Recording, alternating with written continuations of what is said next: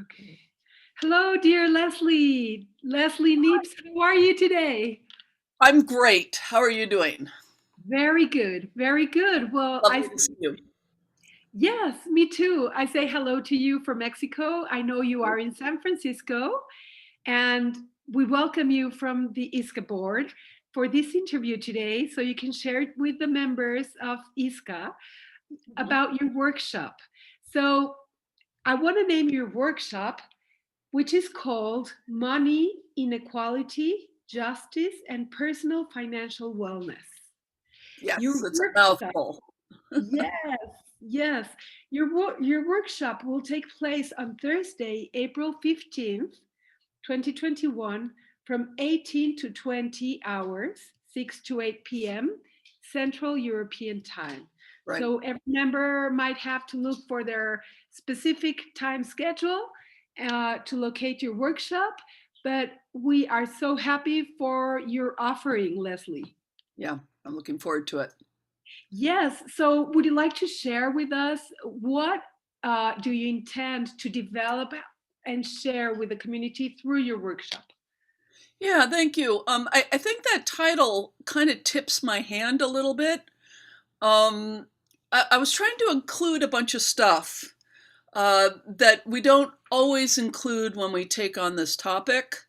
Um, I, in most corners of Constellation's work, I think we're familiar with working with issues of money, wealth, helping people if they're stuck with unable to earn or overly indebted, and exploring this from the ancestral point of view, which is what's going on in our personal family history and our intergenerational family history that might be causing us to have some disorder around money or wealth or personal finances. And we're going to be looking at that. But we're also going to be looking at something else, which I've discovered also really impacts our personal experience around money and personal wealth, which is the money culture we live in, right? It's the economies that we live in. Most of us, modern day capitalism, although some people maybe in other economic contexts. Um, and that, as Bert Hellinger, the founder of Constellation's work, taught us, all of these systems impact us, the ancestral systems, but also the contemporaneous current day systems also impact us. So the question becomes, can I have what I want and need around money? You know, we need to pay the rent. We need to be able to care for ourselves, maybe have fun from time to time, save for retirement, things like that. Can I have what I want personally and be in good relationship with the larger money culture that I'm a part of, which itself is also disordered?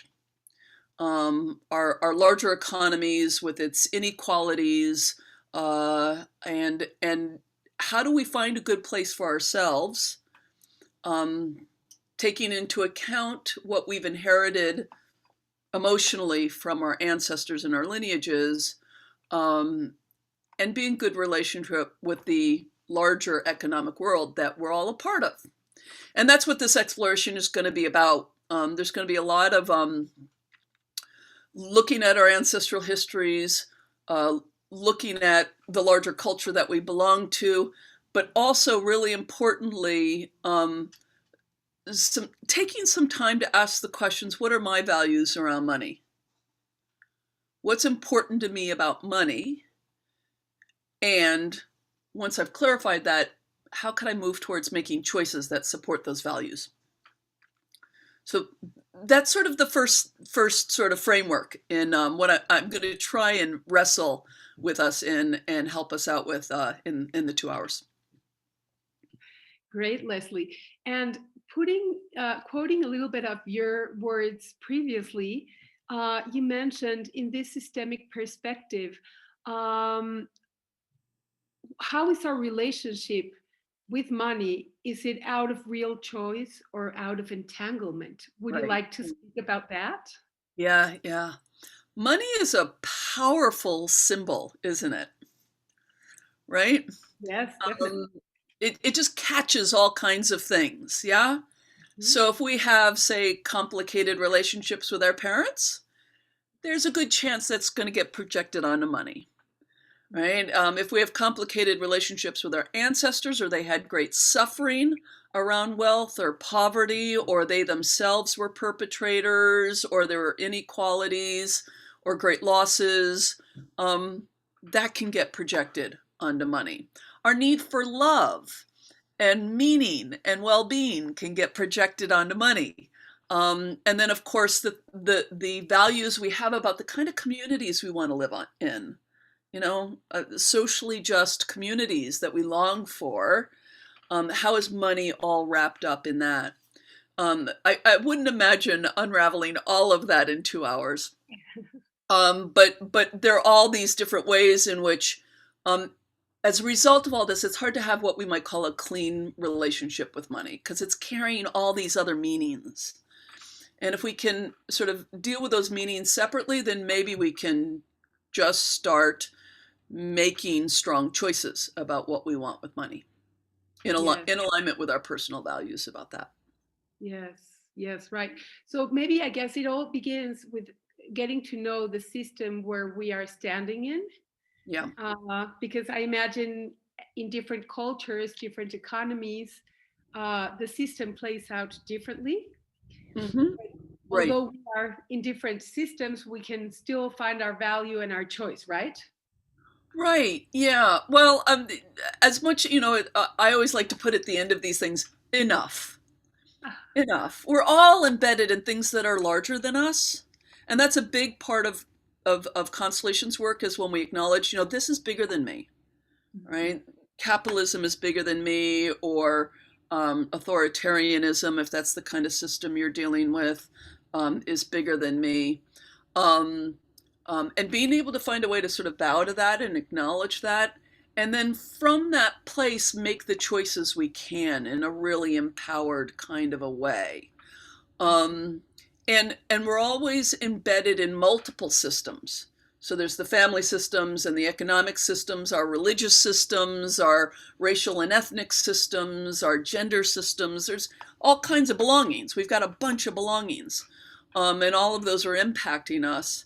And finding ways to acknowledge and honor those belongings so that we can be strengthened into stronger choice rather than all this unconscious choosing we're doing. Like, Mhm. how am I ending up indebted all the time? Well, that's Mhm. that's an unconscious choosing, Yes. an entanglement, right, of some sort. Or how am I making a lot of money but I'm never happy in my work? Okay. Mhm. Wonder what belonging that's in service to. Yeah. And Mhm. how you can acknowledge it so that then you can be free to make the choice that you would like to make. Exactly, exactly. And I feel wonderful that through this process, you are going to offer us a way to approach money without having to earn it or create it in such ways that are maybe not our personal elections. So that is beautiful. Yeah, I mean, this is really, really important because many of us, when we start at some point in our adult lives to wrestle with, oh, I got some problems with money, I need some help with money, right? Um, we'll start looking for different expertise, people to help us out with that, coaches or programs or perspectives, who can give us messages about what's right about money, what you ought to want. You should want more. You should want less. You should live more simply. You should, you know, have a retirement of millions. There are different understandable authorities out there telling us what we ought to want and need with money. And what is so much more useful is for us to clarify what our value is. If you want to live simply on the earth and be a surfer bum, Uh-huh. great. Be in alignment with that. Yes. If you want to live in a gift barter economy, be in alignment with that. If you have kids and you want to really save for their college education, and that's going to require a fair bit of money, then those are your values, and you be in alignment with that instead of these various authorities out there that might be telling you you're doing it wrong. You don't want the right things about money. Mm-hmm. Yeah? Mm-hmm. And that Exactly. once we know our own values, then we can start disentangling it from more unconscious loyalties. Because what I was just describing are conscious Yes. sort of rules, but then there are all the unconscious ones.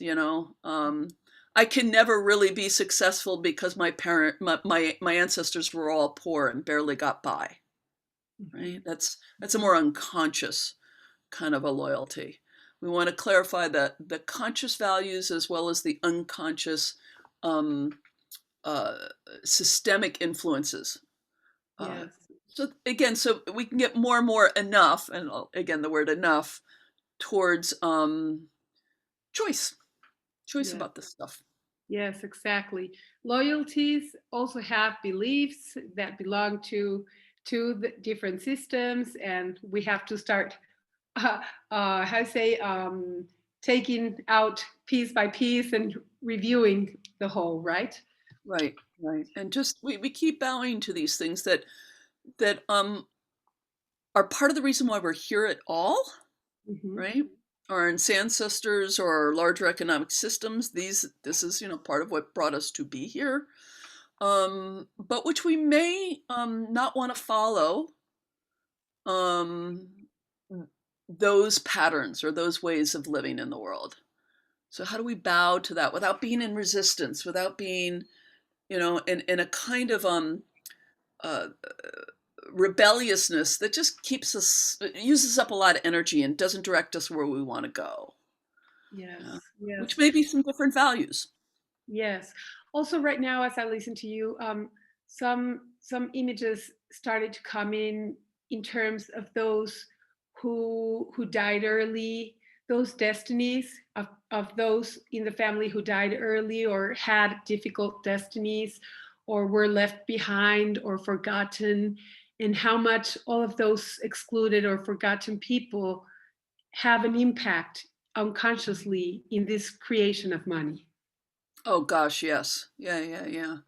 Particularly when it comes to money, ancestral poverty, Mhm. ancestral significant loss of wealth, or ancestral misuse of wealth. Mhm. In the Americas, this is often ancestors who own that their wealth was people, aka slavery, Mhm. right? These are the main sort of ancestral entanglements that can be influencing us today around money, and which, if we can find a way to give a good place to and honor and give their place for, Mhm. then we can bow to it and make some different choices. Exactly. Um, the slaveholding one is a particularly interesting one because, I mean, obviously very tragic, but it's often the key for some of my clients who find money to be dirty or yucky, and as much as they know they need it, they kind of don't want it. Mhm. It feels bad, and then we uncover that their ancestry is a history of owning other people, Oh, wow. and of course, wealth will feel ugh, because it Yes. is Yes. when our wealth consists in owning other people, right? Mhm. Mhm. So how do we honor that history um, in a way that makes it easier for us to have wealth in our day, but also to make different choices that really respect the dignity of human beings, Yes. which is an Yes. ongoing struggle. Because money Yes. is so wrapped up in oppression, even to this day. It's very hard to have a lot of wealth in a way that isn't extractive or using other people. It's very serious business. Yes. Yes. M- Remaining in good conscience or knowing how to approach bad consciousness It's all that conscience is important, right? Right. Also in this path. Right. Yeah. Yeah. Mhm. Yeah. And all we can ask of ourselves is the more we bring these things to consciousness, it frees us to make choices that are in alignment with our values today, which Yes. is itself is a big enough thing. I mean, that's not an easy thing to do either. Um, but Yeah. but it frees us for that. Yeah. Yeah. That is so wonderful. So, Yeah. Leslie, would you like to share an insight, an exercise, a meditation, or something with the community to prepare them to walk into your workshop? Yeah.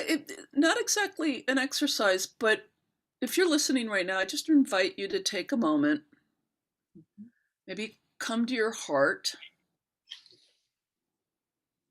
and just ask yourself, like you've never asked, what the heck? You've never asked the question before.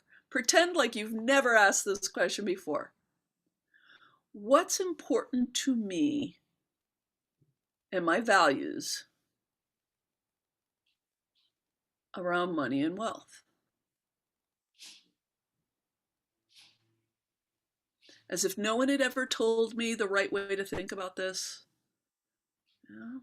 Just start fresh. And then start to hear what your heart says in response.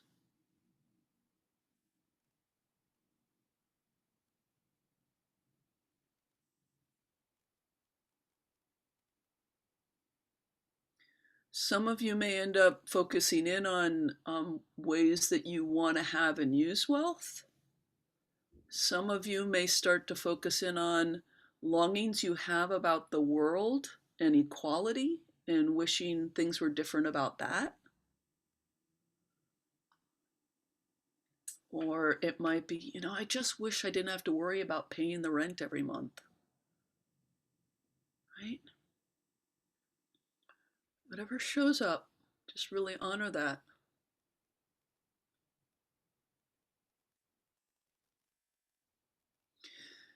And then you can come on back, and what this workshop hopefully will do is expand that exploration, but also clear up the entanglements so you can move towards that in the way that you would like to, instead of, hitting these walls that make it feel like I can't have what my values say. That, that feels empowering, hopefully. That's my Yes. hope. Anyway. Yes, Leslie. Thank you so much. I think this is something that we can start looking into, looking inside, and preparing ourselves to look in your workshop and work through it. So, Leslie, thank you so much for this time together, for opening your workshop to the community.